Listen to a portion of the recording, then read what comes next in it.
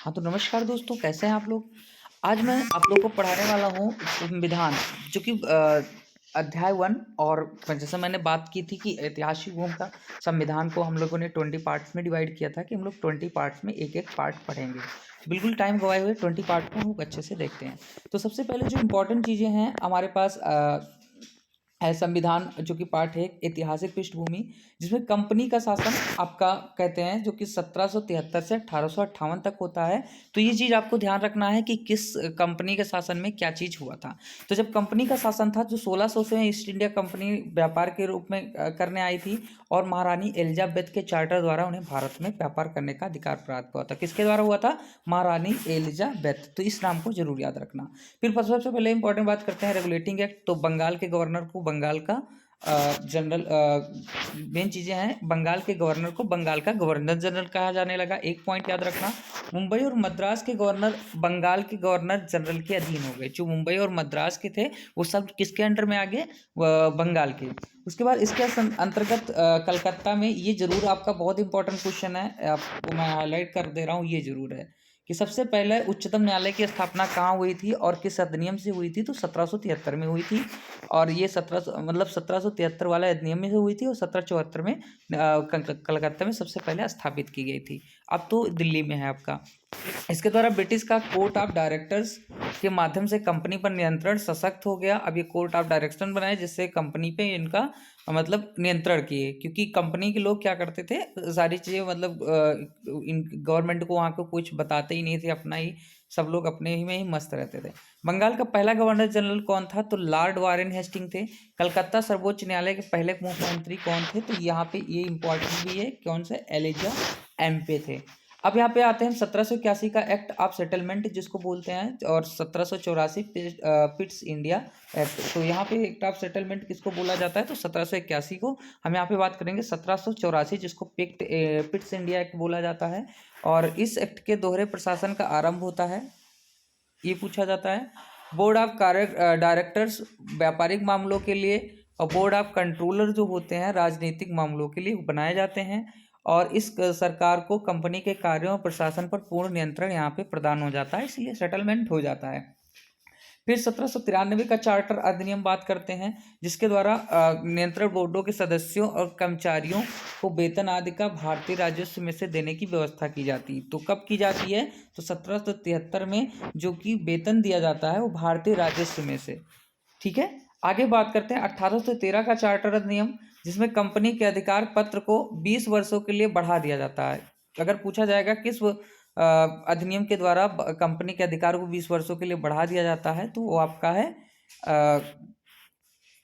जो है कि 1813 का अधिनियम। कंपनी के भारत के साथ व्यापार करने के एकाधिकार को छीन लिया गया, तो ये भी आपका इम्पोर्टेंट है। फिर आते हैं 1833 का चार्टर अधिनियम।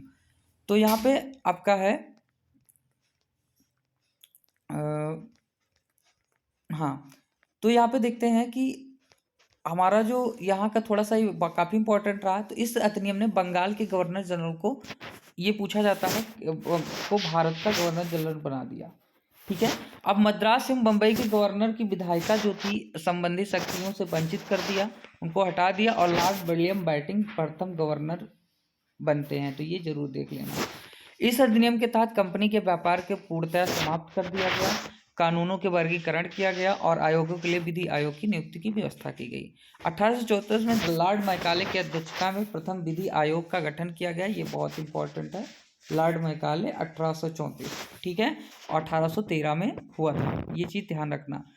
हम लोगों ने 1813 भी डिस्कस कर लिया। 1853 का चार्टर अधिनियम बात करते हैं। तो 1793 से 1893 के दौरान ब्रिटिश संसद द्वारा पारित किए गए चार्टर अधिनियम की श्रृंखला में का अंतिम अधिनियम था। ठीक है, अब ब्रिटिश पहली बार भारत के गवर्नर जनरल जो थे, विधायी एवं प्रशासनिक कार्यों को अलग कर दिया गया।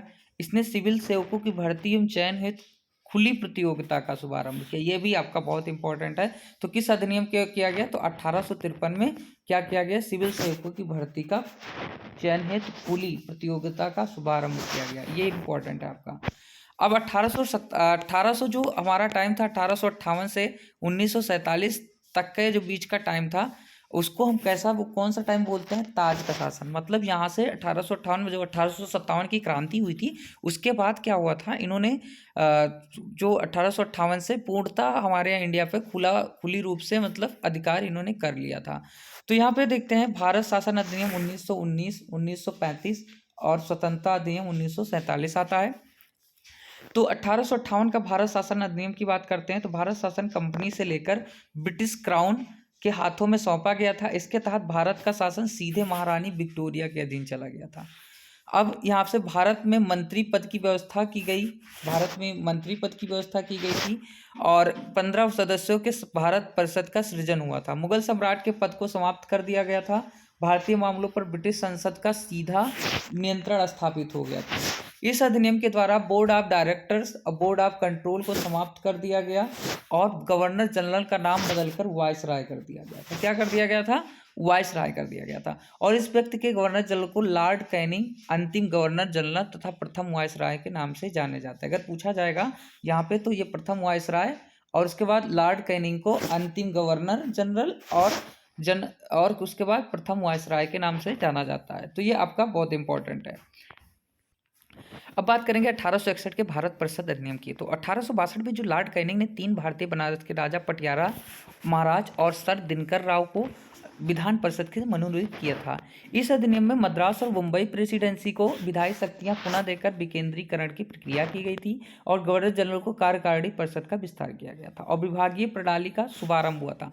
तो हमने यहाँ पे 3 चीज़ों को देखा कि 1862 में लॉर्ड कैनिंग ने 3 भारतीय बनारस को राजा पटियाला महाराजा सर दिनकर राव को परिषद में मनोनीत किया था। तो कौन, बनारस के राजा, पटियाला के महाराज 3 थे और सर दिनकर राव को इसमें विधानसभा में लिया जाता है। और बाकी तो यहाँ से जनरल की कार्यकारिणी परिषद का विस्तार किया गया और विभागीय प्रणाली की व्यवस्था शुरू करेगी। तो ये जरूर हो सकता है पूछा जाए कि विभागीय प्रणाली की सुविधा कब की गई, तो आपका इम्पोर्टेंट है 1861 में। अब 1873 जो आपका आया उसकी बात करते हैं। यहाँ पे 1873 का जो अधिनियम था, इस अधिनियम के द्वारा उपबंध किया गया कि ईस्ट इंडिया कंपनी को किसी भी समय भंग किया जा सकता है और 1 जनवरी 1884 को ईस्ट इंडिया कंपनी का औपचारिक रूप से भंग कर दिया जाता है। तो ये इम्पोर्टेंट पूछा जा सकता है कि कब, किस अधिनियम के द्वारा या कब ईस्ट इंडिया कंपनी को औपचारिक रूप से भंग किया जाता है, तो ये आप बता सकते हैं। फिर उसके बाद शाही उपाधि अधिनियम जो 1876 को हुआ उसको देखते हैं। तो ये केंद्रीय कार्यकारिणी में 6ठे सदस्य की नियुक्ति कर उसे लोक निर्माण का कार्य सौंप देता है। तो 28 अप्रैल 1876 को एक घोषणा द्वारा महारानी विक्टोरिया को भारत सामग्री घोषित किया जाता है। 1892 में भारत का परिषद अधिनियम तो इसके माध्यम से जो हुआ, हमारा केंद्रीय और प्रांतीय विधान परिषद की सरकारी सदस्यों की संख्या बढ़ा दी गई। ठीक है, और इसके परिषद में कार्यों वृद्धि कर उन्हें बजट बहस करने के लिए अधिकृत किया गया। तो 2 चीज़ें इसमें हुई 1892 में, एक तो केंद्रीय और प्रांतीय विधान परिषद की जो सदस्यों की संख्या है वो बढ़ा दी गई और दूसरा उनके कार्यों में वृद्धि कर दी गई। ठीक है, अब उसके बाद बहस करने के लिए अधिकृत भी कर दिया गया। अब सबसे इम्पोर्टेंट बात करते हैं 1909 के अधिनियम की। 1909, 1935 ये आपका बहुत इम्पोर्टेंट है। तो इस अधिनियम को क्या बोलते हैं, मॉर्लो मिंटो सुधार के नाम से जाना जाता है और ये केंद्रीय और प्रांतीय विधान परिषदों के आकार में काफ़ी परिषदों की संख्या बड़ी होती है और यहाँ पे 16 से बढ़ा के कहाँ कितना कर दी गई, 60। इन दोनों स्तरों पर विधान परिषदों की चर्चा का कार्यों को दायरा भी बढ़ाया गया और सत्येंद्र प्रसाद सिन्हा जो थे वायसराय की कार्यपालिका के प्रथम भारतीय सदस्य बने। कौन बने, तो सत्येंद्र प्रसाद सिन्हा। इस अधिनियम के पृथक निर्वाचन के आधार पर मुस्लिमों के लिए सांप्रदायिक प्रतिनिधित्व का प्रावधान किया गया। अब उसके बाद भारत शासन अधिनियम 1919 की बात करते हैं। तो इसने प्रांतीय विषयों को पुनः 2 भागों में विभाजित कर दिया, एक हस्तांतरित और दूसरा क्या था, दूसरा आरक्षित। तो इस अधिनियम से पहली बार देश में द्विसदनीय व्यवस्था और प्रत्यक्ष निर्वाचन की व्यवस्था की गई। ये सबसे ज़्यादा पूछा जाता है, प्रत्यक्ष निर्वाचन की कब की गई, तो 1909 में की गई। उसके बाद इसमें बात करते हैं, इसके अनुसार कार्यकारी सभा के 6 सदस्यों में से 3 सदस्यों का भारत का होना आवश्यक हो गया। इसकी लोक सेवा आयोग का गठन किया गया और पहली बार केंद्रीय बजट को राज्यों में से के बजट से अलग कर दिया गया। तो यहाँ पे दो इंपॉर्टेंट चीज़ें हमने देखा, प्रत्यक्ष निर्वाचन और बजट वाला, ये आपका पूछा जाता है ज़्यादातर। उसके बाद भारत शासन अधिनियम 1935 की बात करते हैं तो 321 धारा व 10 अनुसूचियाँ यहाँ पे थी। इनमें अखिल भारतीय संघ की स्थापना थी। तो अखिल भारतीय संघ की स्थापना, फिर उसके बाद इन्होंने 3 सूचियाँ लाती हैं, जिसमें संघीय सूची होती है जिसमें 59 विषय होते हैं आपके, राज्य सूची में 54 विषय और समवर्ती सूची में दोनों के लिए 36 विषय होते हैं। तो अब उसके बाद के आधार पर शक्तियों का बंटवारा कर दिया जाता है। केंद्र में द्वैत शासन प्रणाली का शुभारंभ किया जाता है। प्रांतों में द्वैत शासन की व्यवस्था समाप्त कर दी जाती है। यहाँ पे उस 1935 में जो होता है द्वैत शासन प्रणाली, इधर केंद्र में मतलब कि शुभारंभ कर दी जाती है, और जो राज्य में होता है यहाँ पे क्या होता है, समाप्त कर दिया जाता है जो प्रांत में होता है। तो प्रांतीय शासन के अध्यक्ष के रूप में राज्यपाल की नियुक्ति की जाती है, और इसमें 11 राज्य में 6 द्विसदनीय व्यवस्था प्रारंभ की है। अब इसमें देखो, इसने भारतीय शासन अधिनियम 1858 द्वारा स्थापित भारत परिषद को समाप्त कर दिया। इसके अंतर्गत राज्य भारतीय रिजर्व बैंक की स्थापना 1937 में, संघीय न्यायालय की स्थापना। अब यहाँ पे देखो 1935 था जो भारतीय इसका है, ठीक है। तो रिजर्व बैंक का इंडिया की स्थापना जो हुई मतलब इसी समय की गई थी। तो ये इंपॉर्टेंट सा हो जाता है कि 1935 में हुई थी और 1937 में संघीय न्यायालय की व्यवस्था हो गई थी। अब सबसे लास्ट वाला बात करते हैं, भारत स्वतंत्रता अधिनियम। तो इसमें से इम्पोर्टेंट है कि यहाँ पे ब्रिटिश राज को समाप्त कर दिया गया और 15 अगस्त 1947 को भारत को स्वतंत्र और संप्रभु राष्ट्र घोषित कर दिया गया। इसने भारत का विभाजन कर 2 स्वतंत्र राष्ट्र भारत और पाकिस्तान का सृजन किया, और कानून में ब्रिटेन में भारत सचिव का पद समाप्त कर दिया।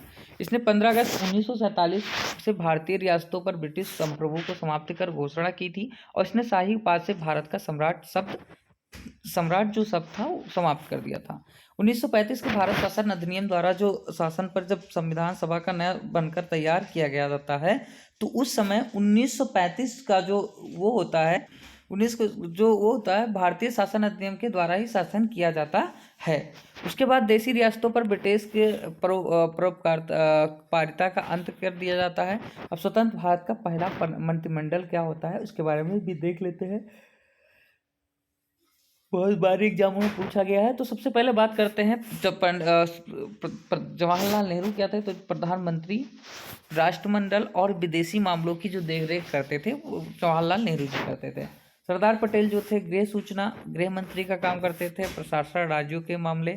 उसके बाद राजेंद्र प्रसाद देखते हैं, तो राजेंद्र प्रसाद जो थे खाद्य एवं कृषि विभाग से थे, मौलाना अबुल कलाम शिक्षा के विभाग से, और जान मथाई जो थे रेलवे परिवहन के, और आर के जो सड़ू गुमक शेट्टी हैं जो वित्त मंत्री थे, आरबीआई डॉक्टर भीमराव अम्बेडकर जो थे विधि के थे, और जगजीवन राम जो थे श्रम के थे, सरदार बलदेव सिंह जो थे वो रक्षा मंत्री थे, राजकुमारी अमृत कौर जो थी वो स्वास्थ्य, और CH भाभा जो थे ये संचार, और रवि अहमद किटवई जो होते हैं ये सिद्धार, और श्यामा प्रसाद मुखर्जी उत्तर प्रदेश उद्योग आपूर्ति, ठीक है।